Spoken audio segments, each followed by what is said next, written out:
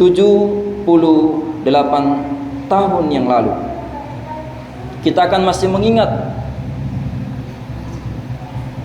tanggal yang bersejarah, yaitu tanggal kemerdekaan kita pada tanggal 17 Agustus tahun 1945.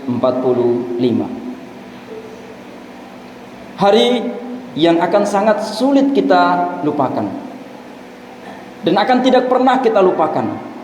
Bagaimana kita akan melupakan sebuah hari yang dimana setelah melewati ratusan tahun, 350 tahun, kita berdarah-darah. Para pejuang kita meninggal, wafat. Para pendahulu kita disiksa, dijajah. Bukan 1-2 tahun, bukan 10 tahun, tapi ratusan tahun, 350 tahun. Hari yang menyedihkan. Baru 78 tidak sebanding dengan hari di mana kita dijajah. Belum sampai 100 tahun, tapi hari kita dijajah 350 tahun. Tentu waktu yang sangat panjang, menimbulkan efek trauma dalam diri kita. Dan sebentar lagi kita akan merayakannya. Tentunya adalah hari yang tidak akan pernah kita lupakan. Jamaah insyaallah dirahmati Allah Subhanahu wa taala. Hari yang berdarah-darah tersebut, hari yang penuh dengan penderitaan tersebut, ketika kita melihat bagaimana pemberaninya pejuang-pejuang kita, maka kita akan menengok pada hari di mana sebelum 17 Agustus tahun 1945, di mana kemerdekaan kita diproklamirkan. Bertepatan dengan bulan suci Ramadan pada saat itu, pada tanggal yang ke-15 Agustus dan masuk pada tanggal yang ke-16 Agustus, kita melihat saat itu sudah dibentuk namanya PPKI, Panitia Persiapan Kemerdekaan Indonesia. Bahwasanya kemerdekaan tetap akan diberikan kepada kita, hadiah dari para penjajah kita, dan saat itu dari bangsa Jepang. Banyak negara-negara yang merdeka, banyak negara-negara yang memproklamirkan kemerdekaan itu adalah hadiah dari para penjajah. Tapi saat itu para pejuang-pejuang kita, saat itu para anak-anak muda saat itu, mereka tidak menghendaki hadiah. Mereka tidak menginginkan kemerdekaan itu diberikan cuma-cuma. Tapi mereka menginginkan kemerdekaan itu hadir dari dalam diri mereka. Kemerdekaan adalah berkat dan hasil perjuangan bangsa Indonesia sendiri, bukan karena hadiah, bukan karena pemberian. Maka apa yang terjadi?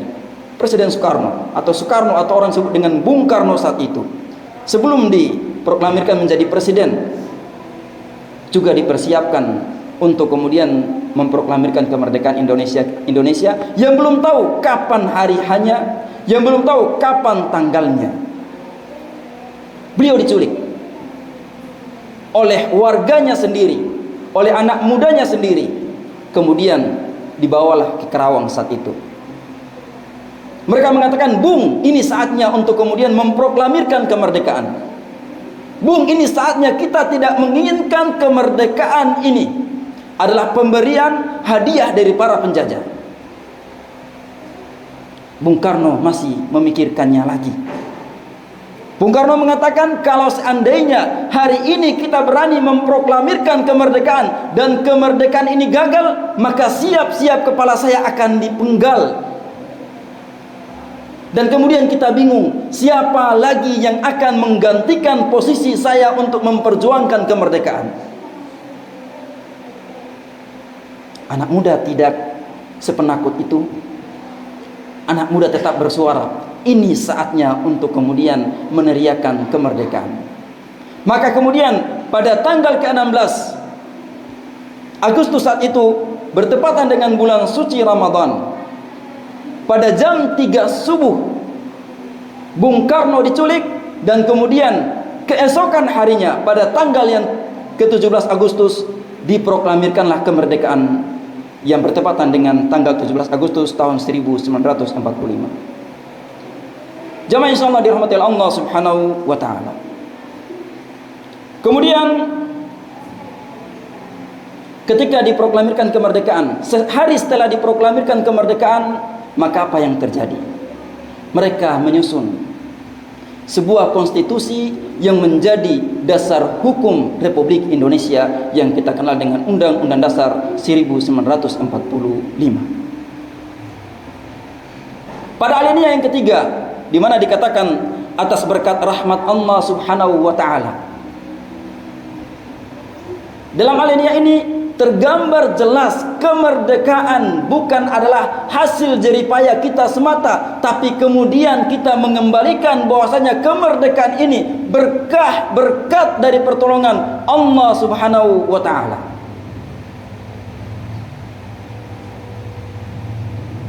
Berpindah pada batang tubuh Undang-Undang Dasar 1945 yang juga dikatakan bahwasanya negara kita berasaskan ketuhanan yang Maha Esa yang sebelumnya juga berdasarkan syariat Islam.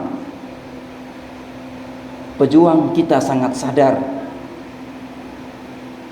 pejuang kita sangat menyadari benar bahwasanya kemerdekaan kita bukan lahir begitu saja, tapi pertolongan kita, dan jelas disebutkan di situ dengan rahmat Allah Subhanahu wa taala. Tuhannya siapa? Tuhannya kita. Tuhannya siapa? Tuhannya orang Islam. Jelas disebutkan dengan rahmat Allah Subhanahu wa taala.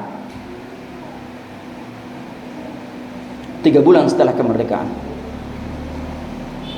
bertepatan dengan bulan November tanggal 10, ada 30.000 pasukan Inggris yang ada di Surabaya saat itu.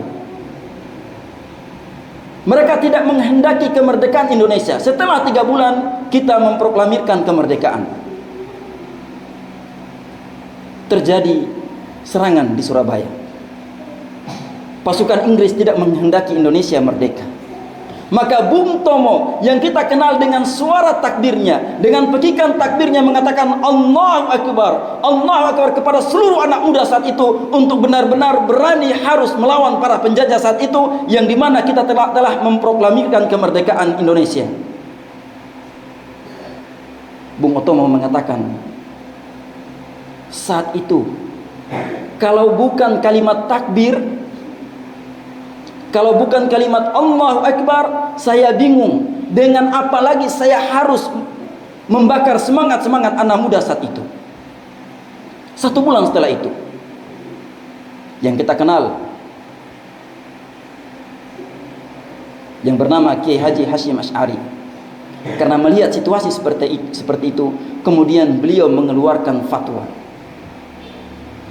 Kurang lebih tanggal 22 Oktober, yang kita kenal dengan fatwa resolusi jihad, mewajibkan jihad, dan siapa yang mati melawan penjajah saat itu dikatakan syahid fisabilillah.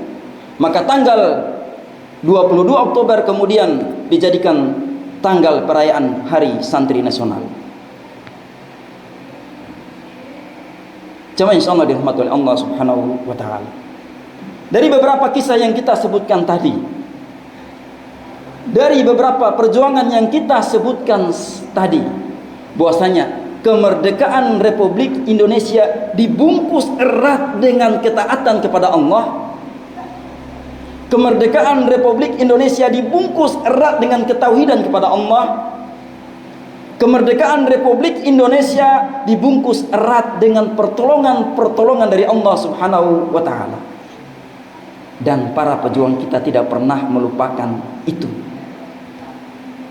Oleh karena itu, kita sebagai orang yang melanjutkan kemerdekaan tersebut sungguh kasihan ketika kita melupakan Allah. Sungguh kasihan kalau kita tidak pandai menyukuri atas nikmat Allah Subhanahu wa taala.